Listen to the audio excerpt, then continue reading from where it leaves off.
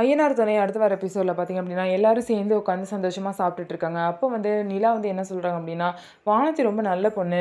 அவங்க வந்து ரொம்பவே வந்து நம்பிக்கையாக பாண்டியனுக்காக இந்த வீட்டையே விட்டுட்டு வந்திருக்காங்க. அதுக்கப்புறம் இப்போதைக்கு கல்யாணம் வேணான்னு சொன்னவும் புரிஞ்சுக்கிட்டு திரும்ப வீட்டுக்கு போயிட்டாங்க. எல்லாத்தையும் விட்டுட்டு வந்திருக்காங்க அப்படின்னா பாண்டியன் வந்து எந்த அளவுக்கு வந்து அவங்க லவ் பண்ணுறாங்கன்னு இதுலேருந்தே தெரியுது.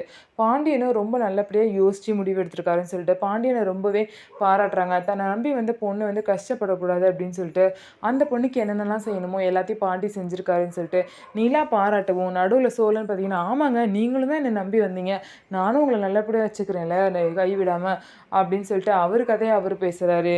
ஸோ இந்த மாதிரிலாம் பேசிட்டு இருக்கும்போது இன்னொரு சைடு பார்த்தீங்க அப்படின்னா நீலா வந்து இந்த மாதிரி சோழனோட அப்பா கிட்ட போயிட்டு, நீங்கள் வந்து எல்லா பிள்ளைங்களுக்கும் அப்பா தானே, அப்படி இருக்கும்போது ஏன் இப்படி அக்கறை இல்லாமல் இருக்கீங்க? சேரன் அண்ணனுக்கு இன்னும் கல்யாணம் ஆகாமல் இருக்குது. ஒரு பொறுப்பான அப்பாவா நீங்கள் தானே அவருக்கு பொண்ணு பார்த்து வைக்கணும் அப்படின்னு சொல்லிட்டு நிலா வந்து சேரனோட அப்பா கிட்ட பேசுகிறாங்க. அவர் வந்து பார்த்தீங்க அப்படின்னா, ஆமாம் உங்கள் அப்பாவும் தான் பொண்ணு பார்த்து வச்சாரு.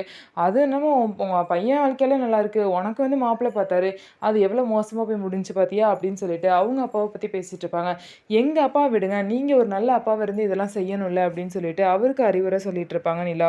ஸோ இதுக்கப்புறம் என்ன நடக்க போகுது அப்படின்னு சொல்லிட்டு வெயிட் பண்ணி பார்க்கலாம். நம்ம வீடியோ உங்களுக்கு பிடிச்சிருந்தா நம்ம வீடியோவை லைக் பண்ணிக்கோங்க. மறக்காமல் நம்மளோட சேனலை சப்ஸ்கிரைப் பண்ணிவிட்டு பாருங்கள்.